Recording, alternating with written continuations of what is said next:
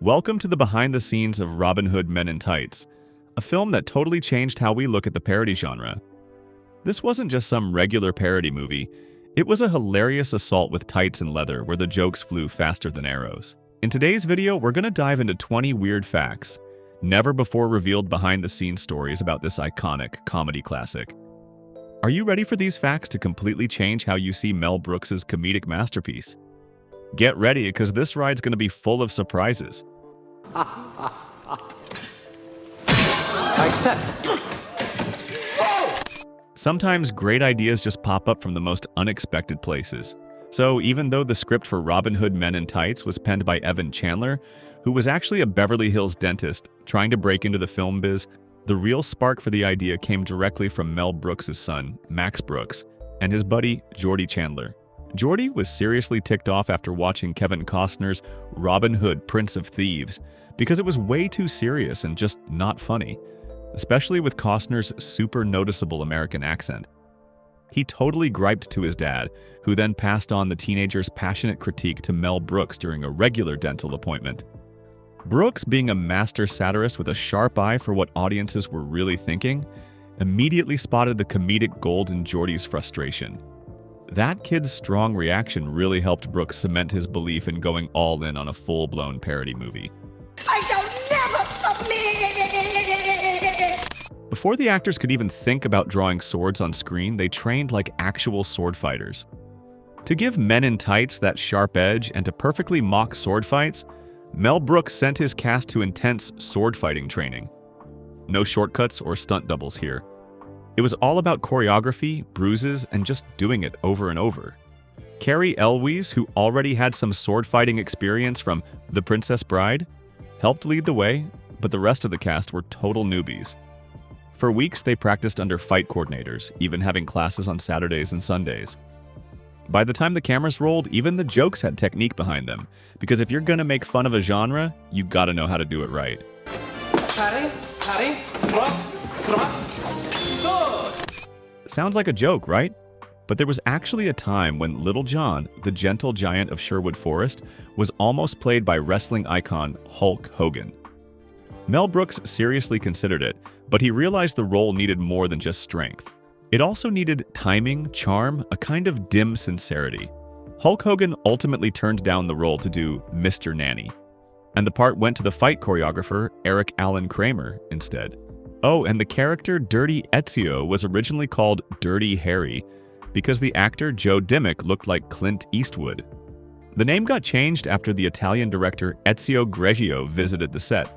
There was also a deleted scene from the final cut that showed up in early trailers where Robin Hood shoots an arrow that flies around the forest and hits a tree, splitting it in half even though it missed the target. That scene was supposedly pretty hilarious and might have even been filmed just for the trailer.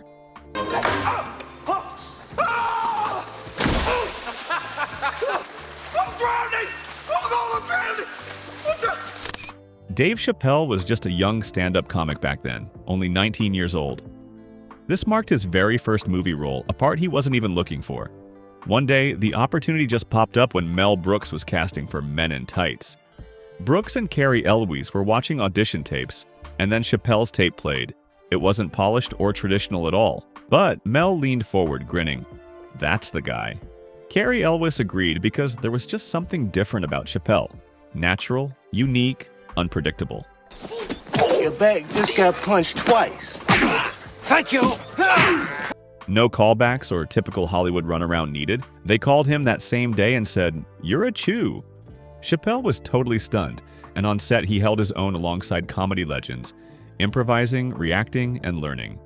Are you surprised to learn Dave Chappelle had his first film role like this? Comment yes or no below. Cary Elwes was recovering from a back injury, and Hollywood calls were starting to dry up. Then his phone rang and a raspy voice said, "Hello, this is Mel Brooks." Cary scoffed, thinking it was a friend messing with him, and hung up, but he instantly got that sinking feeling. Moments later, the phone rang again. Same voice, same name, but this time the operator confirmed it was the real Mel Brooks. Brooks offered Elwes the lead role in Robin Hood, Men in Tights, which totally flustered Elwes, who quickly apologized. But Mel, amused by the whole thing, just cracked up. "You're perfect," Brooks declared. "You played a hero with a sword once, now let's make fun of him." Cary felt deeply understood, like Brooks recognized his unique ability to play the absurd with a straight face. A present for you and your guests. That's a wild boar. That's a wild boar.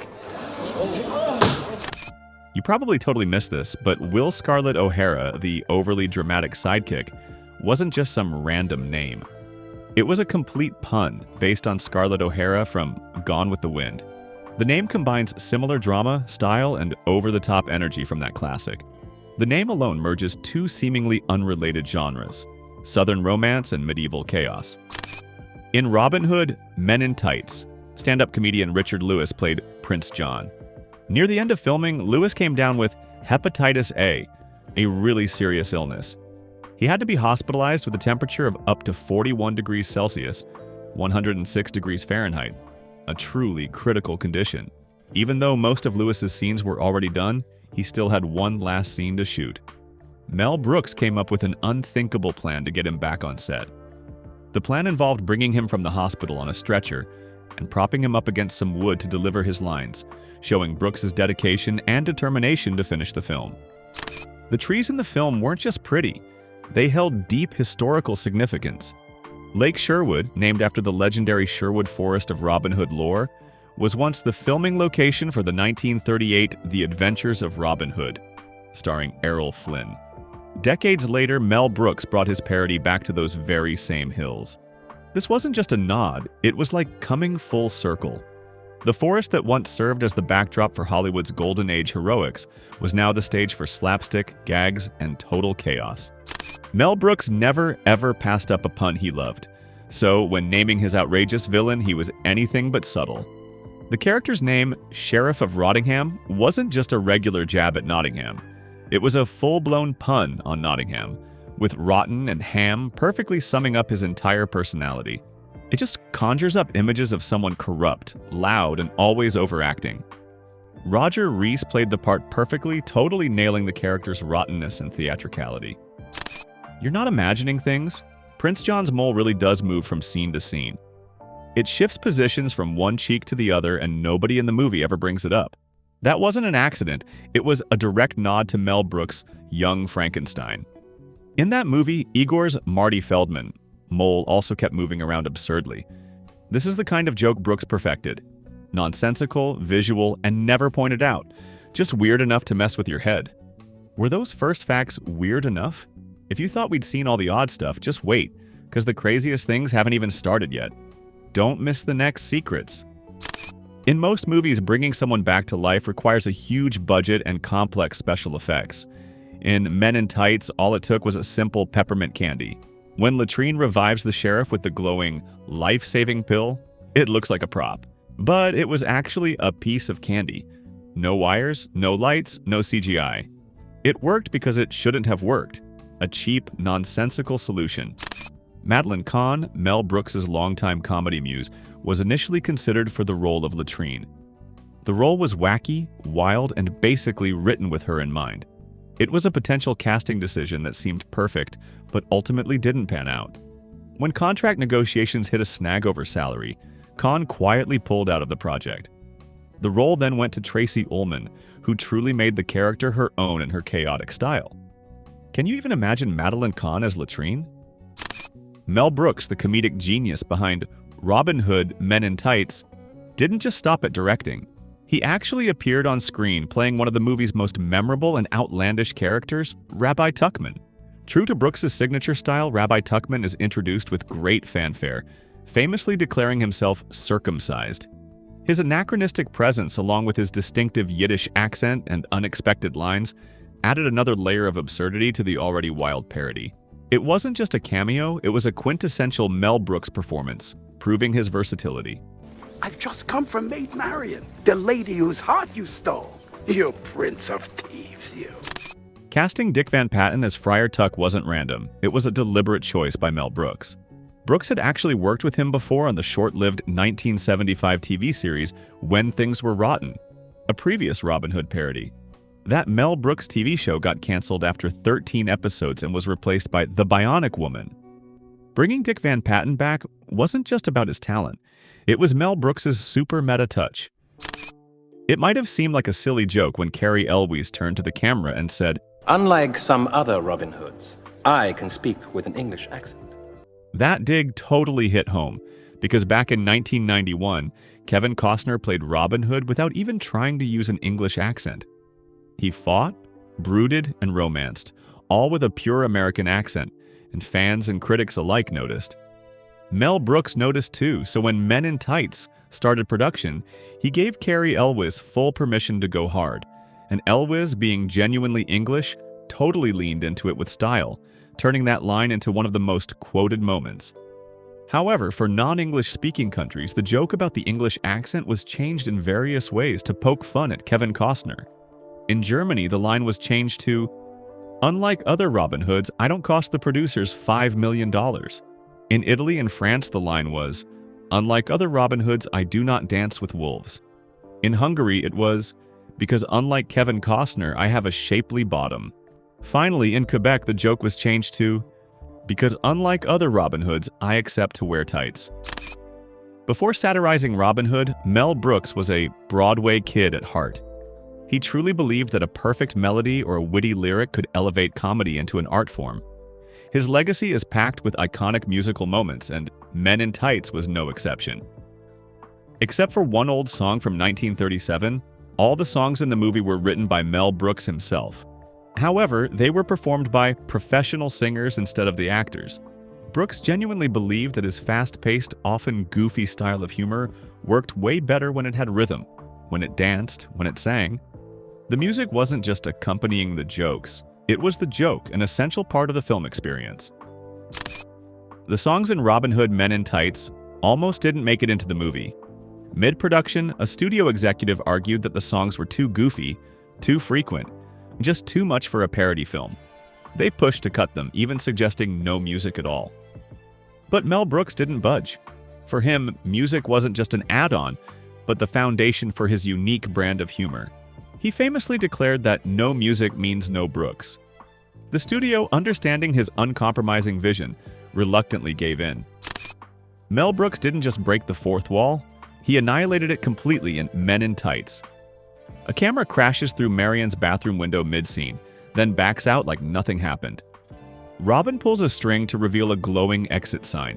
He cuts a guy's donut in half mid-sword fight and apologizes. A Chew wears a baseball cap, like it's part of the uniform. When the plot completely falls apart, Robin shrugs and says, Wait a minute, I'm not supposed to lose. Let me see the script. These weren't mistakes, they were bold statements, showcasing Brooks' intentional absurdity and comedic brilliance. The film was released in July 1993 in the US and Canada, and in December of the same year in the UK and Ireland. When it first came out, it didn't exactly make a huge splash and definitely wasn't hailed as a masterpiece. Robin Hood, Men in Tights pulled in nearly $36 million on a $20 million budget in the US and Canada and opened at number 6 at the box office. Its global box office was around $72 million against that $20 million budget. While that was a solid profit, it was overshadowed by blockbuster expectations, and critics were mostly unimpressed. However, audiences knew better, ignoring the lukewarm critical consensus to embrace the film's over-the-top humor. It found new life on home media formats like VHS, where it got fresh appreciation from fans. Many of them consider Men in Tights to actually be one of Mel Brooks's best films, and Brooks himself said it's one of his top 2 best-selling films on video. Over time, something truly remarkable happened. This movie became the definitive Robin Hood version for an entire generation. Its lasting appeal doesn't come from historical accuracy or complex storytelling, but from its sheer audacity and its commitment to absurdity, and its joyful breaking of the fourth wall. For those new to Mel Brooks films, sources suggest starting with The Producers or Blazing Saddles to get familiar with his comedic style. Sounds innocent enough, Robin Hood, Men in Tights. But say it slowly and it's not just a simple parody, it's a double entendre pun, satirizing heroic masculinity while putting them in tights and making them dance. That's pure Mel Brooks style. Sly, smart, and just inappropriate enough to make your grandma squint. Mel Brooks believed that laughter is rebellion, Comedy doesn't need permission, it just needs timing. And those are 20 weird facts about Robin Hood, Men in Tights, a movie that proved comedy can become a classic in its own right. From its unexpected origin to its improvisations and behind-the-scenes battles, this film is a testament to Mel Brooks' genius. If you enjoyed these in-depth analyses and surprising facts, don't forget to like, share the video, and subscribe to the Weird Film Facts channel so you don't miss out on other interesting content. Thanks for watching.